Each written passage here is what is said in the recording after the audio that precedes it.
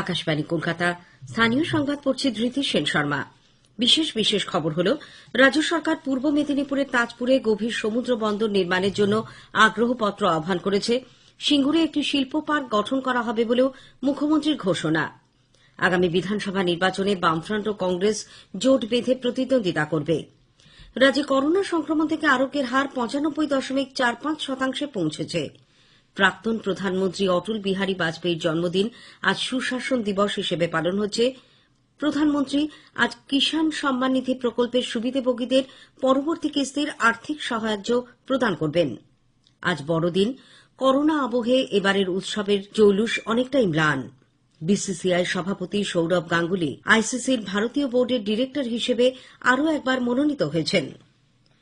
Corona সংক্রমণ এড়াতে mask পরুন, সঠিকভাবে পরুন, 2 গজ দূরে থাকুন, নিরাপদ দূরত্ব বজায় রাখুন, হাত ও মুখ পরিষ্কার পরিচ্ছন্ন রাখুন। আসছে বিস্তারিত খবরে।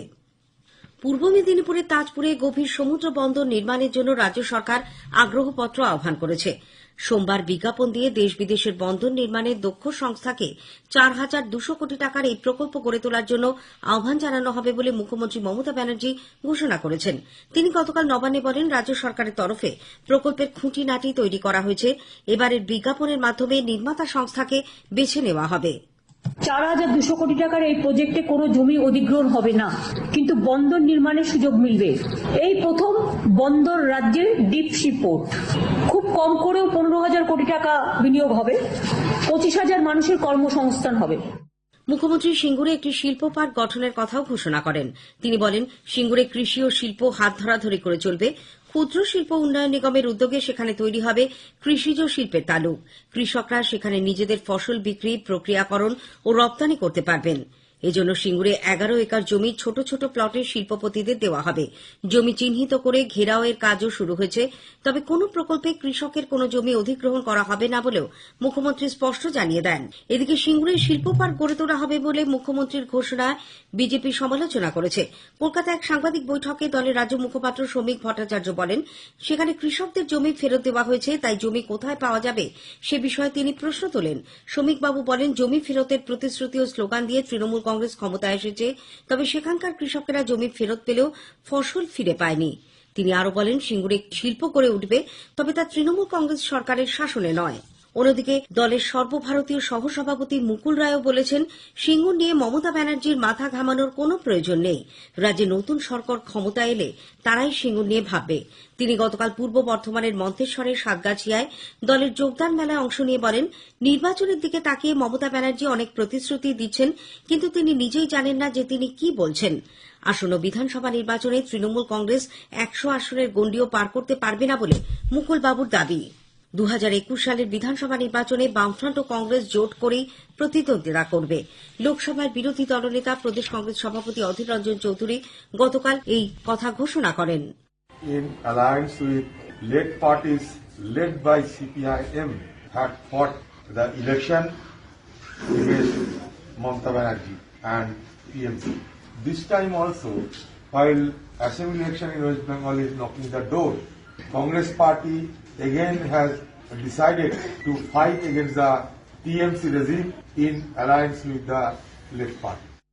সিপিআইএম রাজ্য সম্পাদক সূর্যকান্ত মিশ্র কংগ্রেস হাইকমান্ড তাদের দলের সঙ্গে জোটে সম্মতি দেওয়ায় সন্তোষ প্রকাশ করেছেন। তিনি বলেছেন, তাদের এই জোট আগেই ছিল, কিন্তু বর্তমান পরিস্থিতিতে গণতান্ত্রিক আন্দোলনকে আরও প্রসারিত করতে কংগ্রেসের সঙ্গে একজোট হয়ে লড়াই করাটা আরও বেশি প্রয়োজন হয়ে পড়েছে। গতকাল পশ্চিম বর্ধমানের আসানসোল রবীন্দ্র ভবনে দলের প্রয়াত নেতা প্রাক্তন মন্ত্রী নিরুপম সেনের স্মরণ সভায় সূর্যকান্তবাবু সাংবাদিকদের বলেন, ধর্মনিরপেক্ষ যে কাঠামো সেটা আক্রান্ত হচ্ছে, সারা দেশের সামনে যে গণতান্ত্রিক যে অধিকার সেগুলো আক্রান্ত হচ্ছে। বারবার সংসদের অধিকার, পার্লামেন্ট, বিধানসভায় মানুষের প্রতিনিধিরা তারা কথা বলবেন, সেই সব অধিবেশন হচ্ছে না। কথাই সেখানে মানুষের কথা বলবেন কি করে? এই সবের বিরুদ্ধে আমরা একসাথে লড়াই করব, সেই লড়াইটা করতে চাই আর প্রসারিত করতে চাই। বিজেপি সর্বভারতীয় সভাপতি জগৎ প্রকাশ নাড্ডা বিশ্বভারতী বিশ্ববিদ্যালয়ের শতবর্ষ উদযাপনে অংশ না নেওয়ায় মুখ্যমন্ত্রী তৃণমূল কংগ্রেস নেত্রী মমতা ব্যানার্জির কঠোর সমালোচনা করেছেন। এই গুরুত্বপূর্ণ অনুষ্ঠানে মুখ্যমন্ত্রীর অনুপস্থিতি রবীন্দ্রনাথ ঠাকুরের প্রতি অসম্মান এবং গণতান্ত্রিক ও যুক্তরাষ্ট্রীয় কাঠামোর ওপর সরাসরি আক্রমণ বলে শ্রী নাড্ডার দাবি। তিনি বলেন, প্রধানমন্ত্রী শতবর্ষ উদযাপনে যোগ দিয়েছিলেন, তবে শুধুমাত্র রাজনৈতিক বিরোধিতার কারণে মমতা ব্যানার্জি এই অনুষ্ঠানে যোগ দেননি।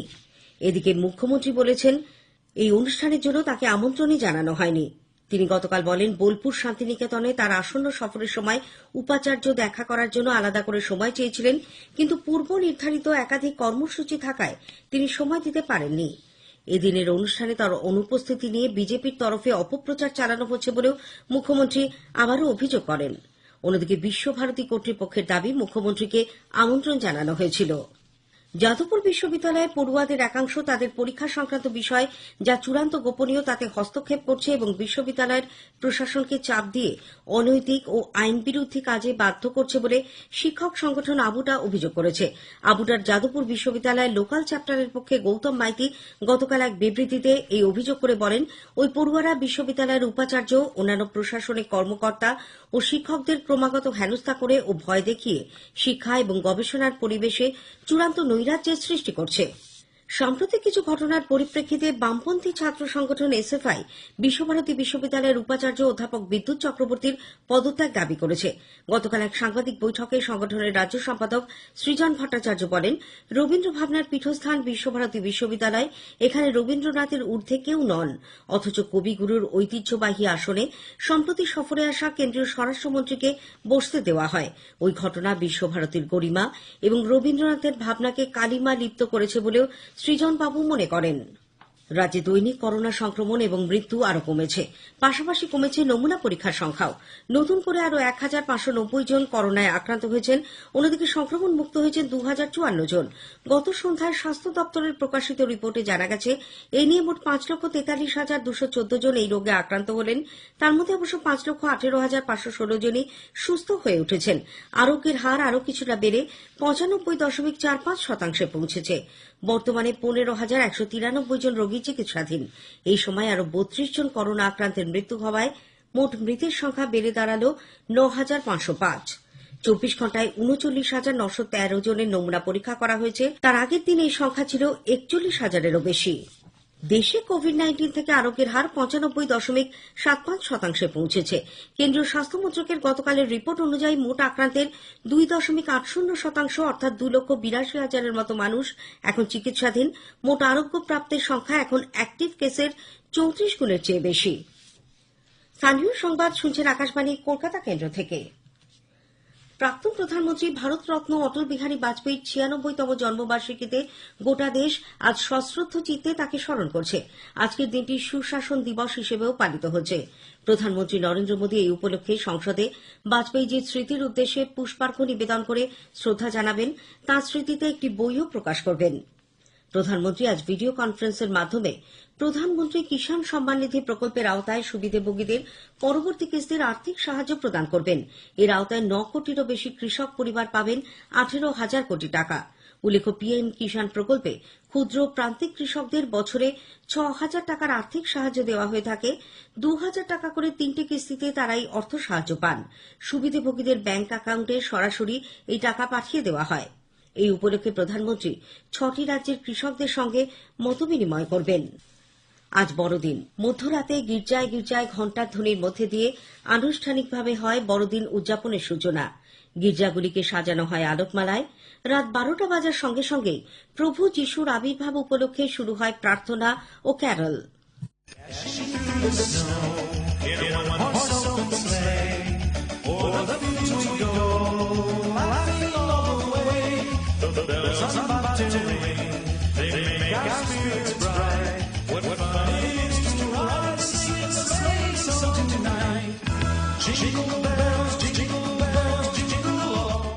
তবে করোনা অতিমারির কারণে এবারের উৎসব অনেকটাই জৌলুসীন। করোনা আবহে বড়দিনের কেকের বাজারেও নেই অন্যান্য বারের মতো চাহিদা। বেড়ানোর উৎসাহেও এবার অনেকটাই ভাটার টান। হুগলি জেলায় ৪০০ বছরের বেশি পুরনো ব্যান্ডেল ব্যাসিলিকা চার্চেও এবছর করোনা আবহে দূর দূরান্ত থেকে আসা দর্শকদের দেখা নেই। মধ্যরাতের বিশেষ প্রার্থনার সময় চার্চ বন্ধ রাখা হয়। ভিড় এড়াতে এবার মুর্শিদাবাদেও প্রভু যিশুর জন্মদিন পালন উৎসবের সমারোহ হচ্ছে না। জেলার বহরমপুর, জিয়াগঞ্জ, নবগ্রাম, মণিগ্রাম সহ একাধিক জায়গায় গত সন্ধ্যায় শুধুমাত্র প্রার্থনার জন্য কিছুক্ষণ গির্জাগুলি খোলা রাখা হয়। আজ বড়দিনে সেগুলি বন্ধ রাখা হচ্ছে। বেলুর মঠে এদিকে এবছর প্রথা মেনেই যিশু পুজোর আয়োজন করা হয়। সামাজিক দূরত্ববিধি মেনে সন্ন্যাসী ও ব্রহ্মচারীগণ পুজোর আয়োজন করেন। প্রথা অনুযায়ী সন্ধ্যায় নাট মন্দিরে যিশুর ছবিকে ক্যান্ডেল লাইট দিয়ে আরতি করা হয়। বড়দিনেও কলকাতা সহ গোটা রাজ্যের মানুষ জাঁকিয়ে ঠান্ডা উপভোগ করছেন। নতুন বছর অবধি শীতের এই আমেজ থাকবে বলে আবহাওয়া দপ্তরের পূর্বাভাস। কলকাতায় সকালে সর্বনিম্ন তাপমাত্রা রেকর্ড করা হয় 13.7 ডিগ্রি সেলসিয়াস, স্বাভাবিকের তুলনায় যা 1 ডিগ্রি কম। গতকাল সর্বোচ্চ তাপমাত্রাও ছিল স্বাভাবিকের 1 ডিগ্রি নিচে, 25.6 ডিগ্রি সেলসিয়াস। বিসিসিআই সভাপতি সৌরভ গাঙ্গুলী আন্তর্জাতিক ক্রিকেট কাউন্সিল আইসিসিতে ভারতীয় বোর্ডের ডিরেক্টর হিসেবে আরও একবার মনোনীত হয়েছেন। বোর্ড সচিব জয় শাহ বিকল্প ডিরেক্টর থাকবেন। তিনি আইসিসির চিফ এক্সিকিউটিভ কমিটিতে বোর্ডের প্রতিনিধিত্ব করবেন। আহমেদাবাদে ভারতীয় ক্রিকেট বোর্ডের বার্ষিক সাধারণ সভায় এই সিদ্ধান্ত নেওয়া হয়। 2022 সাল থেকে আইপিএল 10 দলের করারও পরিকল্পনা নেওয়া হয়েছে। প্রয়াত অভিনেতা সৌমিত্র চট্টোপাধ্যায় স্মরণে সিরিজ সেন্ট্রাল কলকাতা গতকাল নন্দনে এক অনুষ্ঠানের আয়োজন করে। প্রবাদ প্রতিম অভিনেতার সঙ্গে ময়ূরাক্ষী ছবিতে কাজ করার স্মৃতিচারণ করেন পরিচালক অতনু ঘোষ। পরে ছবিটি দেখানো হয়। স্থানীয় সংবাদ শেষ হলেও পরের খবর 9টা 15 মিনিটে।